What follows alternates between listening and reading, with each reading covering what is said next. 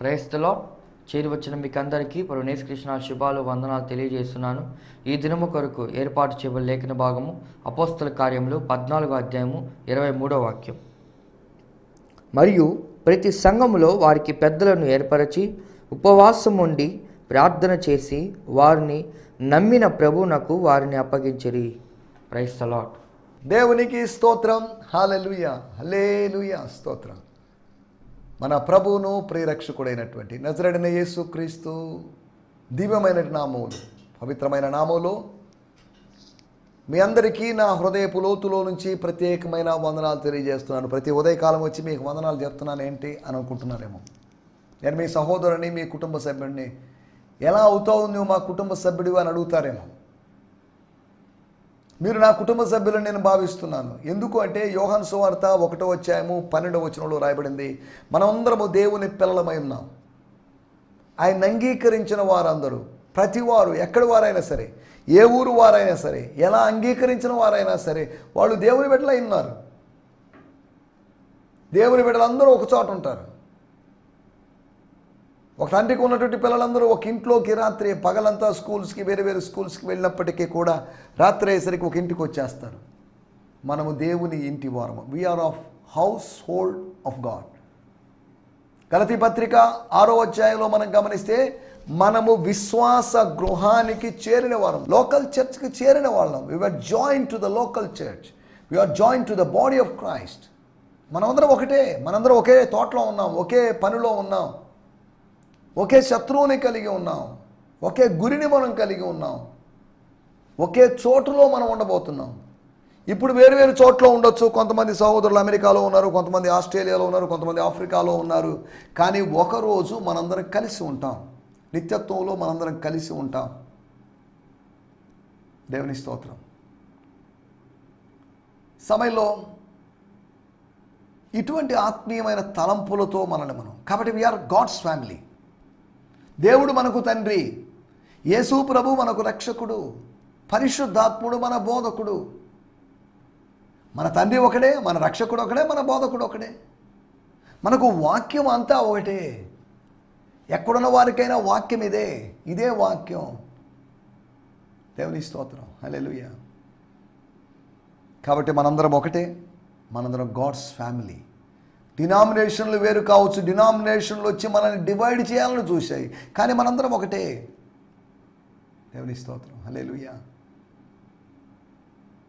కాబట్టి ఈ విషయాలని దయచేసి జ్ఞాపకం చేసుకుందాం. నిన్న మనం మనసుకు ఏమైంది అనే దాని గురించి, మన మనసులకు ఏమవుతుంది, మనసుల్లో ఏం జరుగుతుంది, మానసిక సంఘర్షణలు ఏంటి, మనసు యొక్క స్వభావాలు ఏంటి, విశ్వాసుల పరిశుద్ధుల యొక్క మనస్సు స్వభావాలు ఏంటి అనే దాని గురించి మనం మాట్లాడుకున్నాం. ఒకటి, మనస్సు బలపరచబడుతుందని. అదే సమయంలో మానసిక బలహీనులు ఉన్నారు. మానసిక బలహీనులుగా ఉన్న వారిని దేవుడు మానసిక బలవంతులు చేశాడు అపోస్తుల ద్వారా. అపోస్తులు అబలలు కాదు, సబలలు.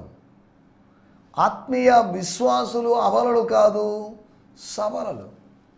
వాళ్ళు బలం కలిగిన వారు, బలము లేని వాళ్ళు కాదు. దేవుని స్తోత్రం. శక్తిని పొందుకోవడం మైండ్ యొక్క లక్షణం, ఇన్ఫర్మేషన్ గ్యాదర్ చేయడం. దురద చెవులు కలిగిన వారై అంత్య దినాల్లో పరిశుద్ధులు అనబడిన వాళ్ళు, శిష్యులు అనబడిన వాళ్ళు తమకిష్టమైన, తమకు నచ్చిన, తమను నవ్వించి కవ్వించేటువంటి బోధకులను వాళ్ళు అరువు తెచ్చుకున్న గొడ్డల్లాంటి ఈ బోధకులని, అరువు తెచ్చుకున్న ఆరాధికులు, అరువు తెచ్చుకున్నటువంటి తర్జుమాదారులు, ఇంకేదైనా కావచ్చు. ఇలా అరువు తెచ్చుకుంటున్న వారితో అనర్థాలు వస్తున్నాయి. వాళ్ళు ఏనాడైనా కలిసిపోయే వాళ్ళే, వాళ్ళు ఏనాడైనా అడుక్కుపోవలసిన వాళ్ళే. కానీ అడుగున పడిన వాళ్ళు కూడా లేపడానికి శక్తి కలిగి ఉన్నాడు ఒక ఆయన ఉన్నాడనే సంగతి మనం మర్చిపోవద్దు. దేవుని స్తోత్రం.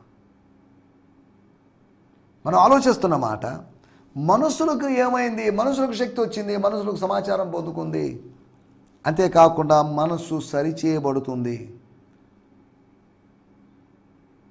మనస్సు యొక్క మరమ్మత్తు జరగడమే పశ్చాత్తాపం. మనస్సు యొక్క మరమ్మత్తు, ఆ బ్రోకెన్నెస్లో నుంచి, ఆ పగిలిన విరిగిన స్థితిలో నుంచి దేవునికి ఒక నూతనమైన మనసునివ్వడం. దేవుని స్తోత్రం. ఆ బూడిదలో నుంచి ఒక నూతనమైన ఫినిక్స్ పక్షిలాగా, పురాణ పక్షిలాగా, మిథాలజీకి సంబంధించిన, గ్రీక్ మిథాలజీకి సంబంధించిన ఒక పక్షిలాగా నువ్వు పైకి లేవడం, నీలో ఉన్న నూతన పురుషుడు లేపబడడం. ఓల్డ్ మ్యాన్కి డెత్ జరిగి న్యూ మ్యాన్కి బర్త్ జరగడం. Is a death of the old man and the birth of the new man. ఇది రక్షణ సమయంలో జరిగేటువంటి విషయం. పాత మనుషుడు సిలువ వేయబడి సమాధి చేయబడి నూతన జీవము పొందిన వారమై నడుచుకొనున్నట్లు, నూతనమైన జీవం పాత మనిషికి కాదు ఇచ్చింది మనం. నవీన పురుషునికి నూతనమైన స్వభావాన్ని, నూతనమైన జీవం ఇచ్చుకున్న నూతనమైన విధానంలో నడుచుకుంటాడు. నూతనమైన జీవం పొందిన వారమై నశించిపోయేటువంటి నిష్ప్రయోజనమైనటువంటి మార్గాల్లో నడుచుకోవడానికి కాదు. దేవుని స్తోత్రం. హల్లెలూయా. ఏదో నేను డ్రాగ్ చేసినట్టుగా చెప్తున్నానేమో, కొద్దిగా జాగ్రత్తగా ఆలోచించాలి. ఓ సత్యాన్ని మీకు కొద్దిగా ఎలాబరేట్ చేసి చెప్పడం కోసం నేను అటు ఇటుగా వెళ్తుంటాను. జాగ్రత్తగా విందాం. దేవుని స్తోత్రం. 4వ విషయము, సరికాని విషయాలని విత్తడం, గురుగుల్ని విత్తడం, కలుపు మొక్కల్ని విత్తడం, దుర్బీజాలు చల్లడం. ఇది సాతాను పని. సాతాను వచ్చి విత్తుతుంటాడు. జాగ్రత్త, మెలకువ కలిగి ఉందాం. వ్యవసాయకులుగా ఉన్నటువంటి మనం మెలకువ కలిగి ఉన్నాం. మన మెలకువను కోల్పోయినప్పుడు, మత్తులో కొనసాగుతున్నప్పుడు జాగ్రత్త, ప్రమాదం. ఏం జరగలేదు అనుకుంటాం, ఏదో జరగరాంది జరిగిపోతుంది. ఏం లేదులే, ఏం జరిగే అవకాశం ఏముందిలే, కాసేపు కదా నిద్రపోయింది, 1 గంట నిద్రకో, 1 గంట కునికిపాటికో, లేకపోతే ఏదో జరిగి ఉండొచ్చు. నీ కునుకుపాటు ప్రమాదాన్ని తీసుకొస్తుంది. భౌతికమైన కునుకుపాటు గురించి కాదు నేను మాట్లాడేది, ఆత్మ సంబంధమైన కునుకుపాటు. టేక్ ఇట్ ఈజీ పాలసీ దేవుని బిడ్డలారా మనలో ఉండకూడదు. వీటి గురించి మనం నిన్నటి ఎపిసోడ్లో మనం మాట్లాడుకున్నాం. దయచేసి జ్ఞాపకం చేసుకోండి. శాంతి టీవీ నెల్లూరు అనేటి ఛానల్ మీరు సబ్స్క్రైబ్ చేసుకోండి. జిఎంసి సంతోష్ నెల్లూరు. జిఎంసి అంటే Gideon machine church. GMC Santosh Nellore. Nellore అంటే నేను నివసిస్తున్నటువంటి ప్రాంతం. శ్రీ పుట్టి శ్రీరాములు నెల్లూరు జిల్లా అని పిలువబడిన జిల్లా. ఒకప్పుడు సింహపురిగా పిలువబడినటువంటి జిల్లా. ఈ చారిత్రాత్మకమైన జిల్లాలో, చారిత్రాత్మకమైన స్థలంలో ఉండడానికి ప్రభు సాయం చేశాడు. దేవుని స్తోత్రం. హల్లెలూయా. రాజకీయాలకు ఒక నిలవాలమైనటువంటి ప్రాముఖ్యమైన స్థలం ఇది. నెల్లూరు పాలిటిక్స్ ప్రత్యేకంగా ఉంటాయి. కాబట్టి నెల్లూరు కొరకు మీరు ప్రత్యేకంగా ప్రార్థించాల్సిందిగా మిమ్మల్ని ప్రేమపూర్వకంగా కోరుతున్నాం. నెల్లూరు అంటున్నప్పుడు అది ఒక సమృద్ధిని సూచించేటువంటి పదం. అది నెల్లూరు అనగా తమిళ భాషలో లేదా అరవ భాష అని చెప్పండి, one of the south Indian లాంగ్వేజ్లో నెల్లు అంటే ఒడ్లు అని అర్థం. మలయాళంలో కూడా నెల్లు అంటారు. ఒడ్లు, ధాన్యం కలిగినటువంటి ఊరిది. దేవుని స్తోత్రం. అంత సమృద్ధి కలిగింది. ఇప్పటికీ ప్రభు కృపను బట్టి సమృద్ధి ఉంది. కానీ పశ్చిమ గోదావరి, తూర్పు జిల్లాలో అంత సమృద్ధి ఉందో లేదో మరి నాకు తెలియదు. నేను వాటిలోకి వెళ్ళడం లేదు. భౌగోళికంగా వాటి గురించి మనం ఆలోచించడం లేదు. కానీ మీ ప్రార్థనా మనవులు దయచేసి నాకు పంపించండి. మీకోసం ప్రార్థన చేస్తాం. ప్రతి ఆదివారము నేను ఇచ్చేటువంటి సందేశాలు, మా స్థానిక సంఘములో ఇచ్చేటువంటి సందేశం అందుబాటులో ఉంది. ఎలా అందుబాటులోకి వస్తుందంటే, హీ మస్ట్ ఇంక్రీజ్ అనేటువంటి ఆ ఐడిలోకి మీరు వెళ్తే, ఫేస్బుక్ ఐడిలోకి, దాంట్లో అంటే వాల్ మీద ఉన్నటువంటి ఆ కాంటాక్ట్ని, ఆ లింక్ని మీరు తీసుకోవచ్చు. తీసుకొని క్లిక్ చేసి ఓపెన్ చేసి చూడవచ్చు. తద్వారా మీరు అక్కడ ఆ పింక్ బ్యాక్గ్రౌండ్ ఉన్నటువంటి వాల్, అక్కడ చర్చ్ పెయింటింగ్, అది నా వెనకాల ఉన్న వాల్, అక్కడ నిలబడి స్టాండ్ మీద నిలబడి స్టాండ్ని ఆధారంగా చేసుకుని వాక్యం బోధిస్తుంటాను. ఆ మాటలు మీరు స్వీకరించవచ్చు. ఆ మాటల్లో మీకు అవసరమైన విషయాలు మీరు స్వీకరించవచ్చు, ఆత్మీయంగా బలపడవచ్చు. కాబట్టి ఆదివారము ఆ లింక్ కూడా మీకు దొరికే అవకాశం ఉంది. కాబట్టి దేవుని వాక్యాన్ని మీ దగ్గరికి చేరవేయాలి. వాక్య వ్యాఖ్యానాలని, వక్రీకరించబడినటువంటి వాక్య వ్యాఖ్యానాలని మీ ముందు, విశ్వాసులైన మీ ముందుకు తీసుకొని రావాలని మా ఆలోచన. ఇది మా ప్రయాసం, మా వ్యయ ప్రయాసాలన్నీ దీనికోసమే. వక్రీకరణ లేనటువంటి వాక్య వ్యాఖ్యానాలని విశ్వాసుల ముందుకు తీసుకొని రావాలి. దేవుని స్తోత్రం, హల్లెలూయా. ఈ సమయంలో మనం దేవుని వాక్యాన్ని ధ్యానించుకుందాం. మన ధ్యానం నిమిత్తమై అపోస్తుల కార్యములు 14వ అధ్యాయము 23వ వచనం. మరియు ప్రతి సంఘములో వారికి పెద్దలను ఏర్పరిచి ఉపవాసం ఉండి ప్రార్థన చేసి వారు నమ్మిన ప్రభువుకు వారిని అప్పగించిరి. దేవునికి స్తోత్రం, హల్లెలూయా, స్తోత్రం. ఇక్కడ రాయబడిన మాటలు అపోస్తుల కార్యములు 14వ అధ్యాయం నుంచి మనం ధ్యానిస్తున్నాం. 14వ అధ్యాయంలో 28 వచనాలు ఉన్నాయి. 14 రోళ్ళ 28. 14వ అధ్యాయంలో 28 వచనాలు ఉన్నాయి. 28 వచనాల నుంచి ఇప్పటి వరకు ప్రభు కృపను బట్టి 22 మెసేజ్లు అయిపోయినాయి. ఇంకొక 8 మెసేజ్లు కూడా ఇస్తాను. ఇందులో జరగ 30 మెసేజ్లు. అనగా నవంబర్ నెలంతా మనము 14వ అధ్యాయమే ధ్యానించుకున్నట్టు అవుతుంది.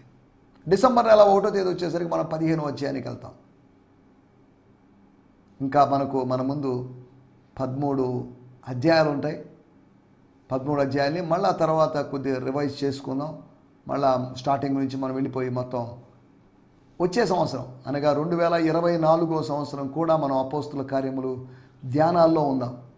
ప్రభు కృపను బట్టి 2020, 21, 22లో యోహాను సువార్త అనగా 21 అధ్యాయాలు ఉంటే యోహాను సువార్త ధ్యానాలు 3 సంవత్సరాలు. ఇప్పుడు అపోస్తుల కార్యములు ధ్యానాలు 2 సంవత్సరాలు అవుతాయి. ప్రభు చిత్తమైతే 2025వ సంవత్సరంలో మనం వేరొక సువార్తో లేకపోతే వేరొక గ్రంథము లేకపోతే వేరొక పుస్తకాన్ని గురించి మనం ఆలోచిద్దాం. కాబట్టి ఈ కార్యక్రమం మీకు ఆశీర్వాదకరంగా ఉన్నట్లయితే మీరు వెంటనే ఈరోజే మాకు తెలియజేయండి. నా 2 ఫోన్ నెంబర్లు ఉన్నాయి. ఈమెయిల్ ద్వారా కాంటాక్ట్ చేయొచ్చు, వాట్సాప్ ద్వారా కాంటాక్ట్ చేయొచ్చు, మెయిల్ నాకు పెట్టవచ్చు. మెయిల్ ఐడి కూడా అక్కడ ఉంది. కాబట్టి ఆత్మ సంబంధమైన స్నేహంలో మనం ముందుకు సాగుదాం. ప్రభు రాకడ కొరకు మనల్ని మనం సిద్ధపరుచుకుందాం. రండి, మనం ఈ సమయంలో ధ్యానం చేసుకోబోతున్నమాట అపోస్తుల కార్యములు 14వ అధ్యాయము 23వ వచనాన్ని మనం చదువుకున్నాం. నిన్న 14వ అధ్యాయము 22వ వచనం ఆలోచించాం. ఈరోజు 14, 23 అందులో ఏముందో చూద్దాం. నేను చదువుతున్నా. Paul and Barnabas ordained leaders known as elders from among congregations in every church they visited. After prayer and fasting, they publicly committed them into the care and protection of the Lord of their faith. దేవుని స్తోత్రం. ఇక్కడ foot note ఇచ్చినారు, దాన్ని కూడా చదువుతున్నాను. The appointment of elders among the people dates back to the dates of Moses in the wilderness, exodus 18:21. అనగా నాయకులను నియమించేటువంటి విధానం అనేది ఇప్పటిది కాదు, ప్రాచీనమైనది. మోషే కాలం నుంచి జరిగింది. నిర్గమకాండం 18వ అధ్యాయము 21వ వచనంలో అని రాయబడింది. Wear the word used to describe these leaders coil, నాయకులకి లేకపోతే పెద్దలకి కాయిల్ అనే మాటను ఉపయోగించడం. మేబీ నిర్గమకాండం అన్నారు కాబట్టి అది హీబ్రూ పదం. కాయిల్ అనేటువంటి పదం యొక్క అర్థం మైటీ మెన్ ఆఫ్ వ్యాలర్, అనగా పరాక్రమం కలిగిన బలాఢ్యులు అని అర్థం. The word coil is also used for the radiant church, commonly known as virtuous women, for మంచి సుబుద్ధి కలిగినటువంటి స్త్రీ. సామెతల గ్రంథం 31వ అధ్యాయం ఆమెకు కూడా ఈ మాటను ఉపయోగించారు. These elders were the pastors and leaders of the local churches ordained by the అపోజల్స్. దానికి హిబ్రూ 13:17, 1 తిమోతి 3, తీతుకు పత్రిక 1 రెఫరెన్స్లు ఇచ్చారు. నేను ఇవన్నీ ఎందుకు చదువుతున్నానంటే, ఈ నియమించబడిన పెద్దలు అంటే వాళ్ళని కేవలం సువార్థికులని కాకుండా, these elders were the pastors and leaders, పాస్టర్లు మరియు నాయకులు. కాబట్టి అసిస్టెంట్ పాస్టర్స్ లేకపోతే అసోసియేట్ పాస్టర్స్ అని వీళ్ళ గురించి మనం చెప్పుకోవచ్చు అని నోట్స్ ఇచ్చారు. సరే, దేవుని స్తోత్రం. ఇవన్నీ పెద్దల గురించి కూడా కాదు, మనకి ఇక్కడ ఒక పాయింట్. మన టైటిల్ చూడండి, ప్రార్థనే చాలదు. ఏంటిది? ప్రార్థన చాలదా? ప్రార్థన సరిపోదా? Prayer itself is not sufficient or enough. ప్రార్థన చాలదని కాదు, ప్రార్థన వద్దని కాదు, ప్రార్థనే చాలదు. ప్రార్థన మాత్రమే చేస్తే సరిపోదు. ఇది మన టైటిల్ యొక్క ఉద్దేశం. ప్రార్థనలే చాలదు. ప్రార్థన ప్రార్థన ప్రార్థన అనుకుంటే సరిపోదు. ఈ రోజుల్లో ప్రార్థనకి ఎక్కువ ప్రాధాన్యత ఇస్తున్నారు. ప్రార్థనల గురించినటువంటి ప్రకటనలు అధికమవుతున్నాయి. ప్రార్థన గురించి అభ్యాసం తక్కువైపోతుంది. ప్రార్థన ప్రార్థన అని నొక్కి ఒక్కాణించడంలో అర్థం లేదు. ప్రార్థన అనేది it's not a theory, it's practical. అది ప్రాక్టికల్ అయితే బాగుంటుంది, కానీ ప్రార్థన అనేది మాటలకే పరిమితం కాకూడదు, క్రియలకు పరిమితంగా క్రియాత్మకంగా ఉండాలి మన ప్రార్థన. యేసుప్రభు చాలాసార్లు వేరు వేరు విషయాలు బోధించాడు, కానీ ఒక్కసారి ప్రార్థన గురించి బోధించాడు. ఇలా ప్రార్థించండి అని చెప్పాడు. మోడల్ మనకు తెలిసిన విషయం. దాన్ని పరలోక ప్రార్థన, ద లార్డ్స్ ప్రేయర్ అని, ప్రభు ప్రార్థన, శిష్యులకు నేర్పించిన ప్రార్థన అని, ఇలా వేరు వేరు పేర్లు చెప్పుకుంటున్నాం.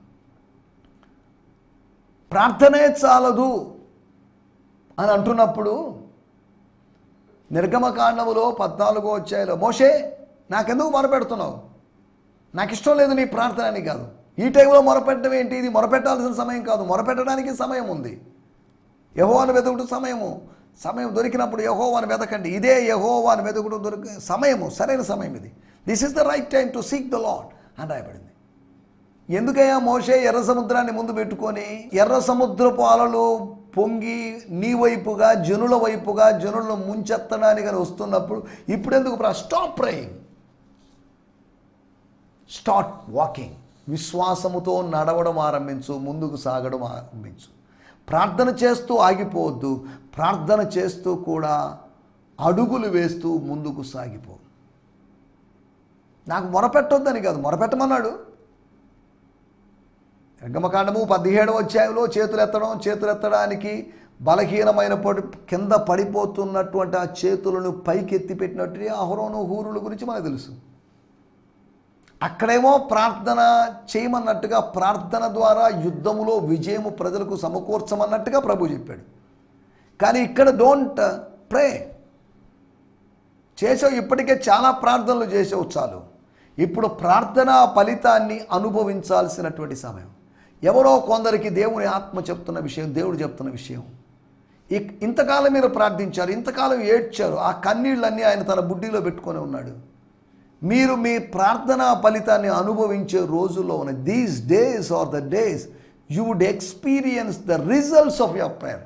మీ ఉపవాసం యొక్క ఫలితాన్ని అనుభవించే రోజులని మీకు జ్ఞాపకం చేస్తున్నాను.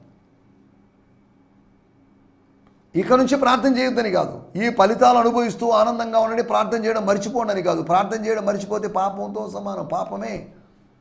మీకోసం ప్రార్థన చేయకపోతే నేను పాపము చేసిన వాడిని అవుతాను అని ప్రవక్త చెప్పిన విషయం మనకు తెలుసు. సమూయేలు ప్రవక్త చెప్పిన విషయం. దేవుని స్తోత్రం. మనం ఆలోచిస్తున్న విషయాలు.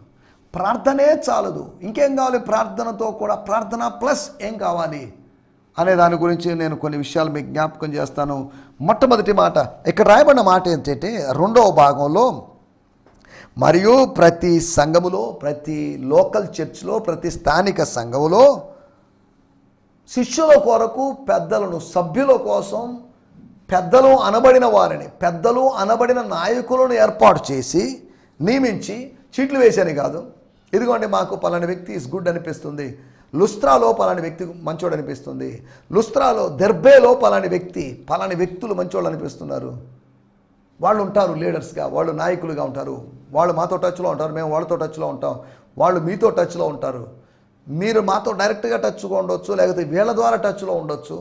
మేము మీతో డైరెక్ట్ టచ్లో ఉంటాం, లేకపోతే వీళ్ళ ద్వారా టచ్లో ఉంటాం అన్నట్టుగా వాళ్ళ మధ్యలో ఏదో మాట్లాడుకో. అడ్మినిస్ట్రేషన్ అనే విధానం, చర్చ్ అడ్మినిస్ట్రేషన్ మనకి ఇక్కడ కనిపిస్తుంది.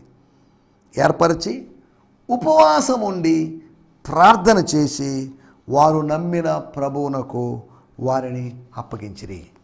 వారు మామూలు ప్రార్థన చేశారని కాదు, ఉపవాసం ఉన్నారు. దేవుని స్తోత్రం, హల్లెలూయా.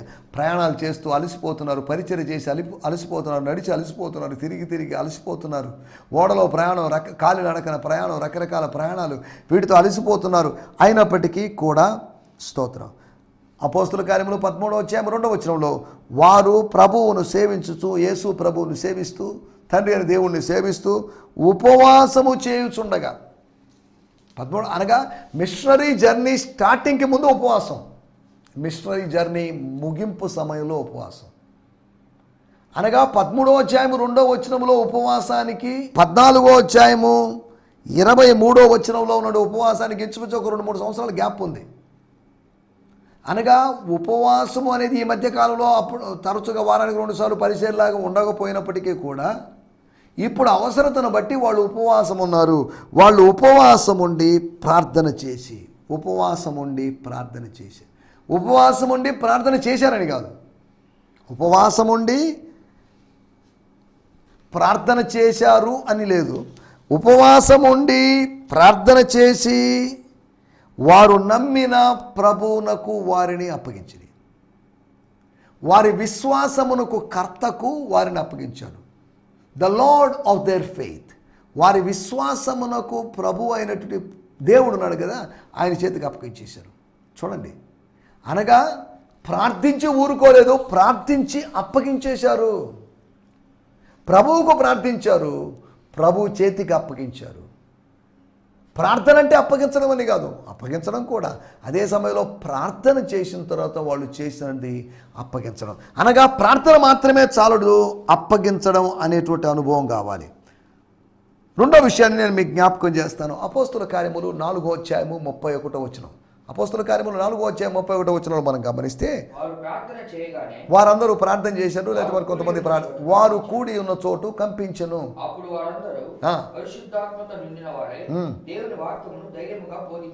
వాళ్ళు ప్రార్థించారు. చాలా ప్రార్థించాము, ఎక్కువ ప్రార్థించాము. దేవుని స్తోత్రం. ప్రార్థించడం వల్ల షేకింగ్ జరిగిందండి, ప్రార్థించడం వల్ల ప్రకంపనం కలిగింది, ప్రార్థించడం వల్ల భూకంపం కలిగింది.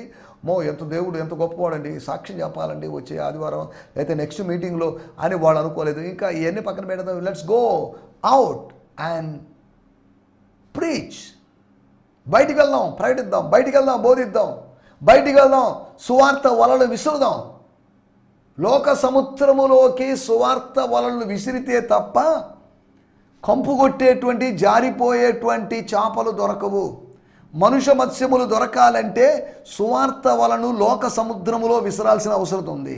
మరలా జ్ఞాపకం చేస్తున్నాను, మనుష్య మత్స్యాలు మురికి కంపు కొట్టేటువంటి మలినపు వాసన వచ్చేటువంటి మానవ మత్స్యాలను చేపట్టుకోవాలంటే, చిక్కించుకోవాలి అంటే లోక సముద్రంలో ఒక సేవకుడు, సువార్థికుడు జాలరులాగా సువార్త వలను విసరాల్సిన అవసరం ఉంది.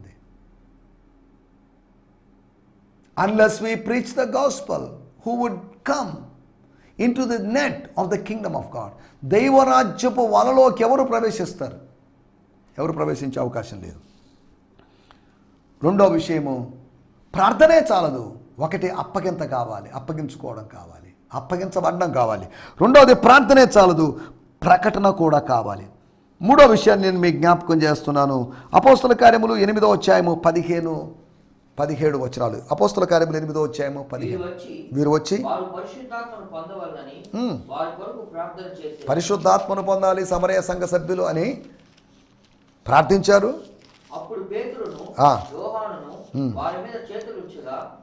ప్రార్థించారు అని రాయబడింది. మధ్యలో గ్యాప్ ఒక వచనం మనం తీసేసాం. తర్వాత మనం ఆలోచిస్తున్న విషయము, వారు ప్రార్థించారు. ఎలా ప్రార్థించారు అని వారు ప్రార్థన చేసిరి. అంతకుముందని కొద్ది ఎక్స్ప్లెనేషన్ ఉంది, ఆ ఎక్స్ప్లెనేషన్ పక్కన పెట్టేద్దాం. 17వ వచనంలో, అప్పుడు పేతురును యోహాను వారి మీద చేతులుంచారు. తమ చేతులు పవిత్రమైనవా కాదని ఆలోచించలేదు. హస్త నిక్షేపణము, ఒక అథారిటీని బట్టి, వాళ్ళకి దేవుడు అనుగ్రహించిన అధికారాన్ని బట్టి చేతులుంచారు. ఒకటి, ప్రార్థనే చాలదు, ప్రార్థనతో పాటు అప్పగింత కావాలి. ప్రార్థనే చాలదు, ప్రార్థనతో పాటు ప్రకటన కావాలి. ప్రార్థనే చాలదు, హస్త నిక్షేపణ కావాలి, చేతులుంచడం అనేటువంటి అనుభవం కావాలి. ప్రార్థనే చాలదు, ఇంకా మనం ఆలోచిస్తున్న విషయాల్లోకి వచ్చేద్దాం. 13వ అధ్యాయము 2వ వచనంలో మనం గమనిస్తే, వారు ప్రభువును సేవించుచు ఉపవాసము చేయుచుండగా పరిశుద్ధాత్మను నేను బర్నబాను సౌలును పిలిచిన పని కొరకు వారు నాకు ప్రత్యేకపరచుడని వారితో చెప్పాను. వారితో చెప్పినప్పుడు వాళ్ళు చేతులుంచి వారిని పంపారు. They send them.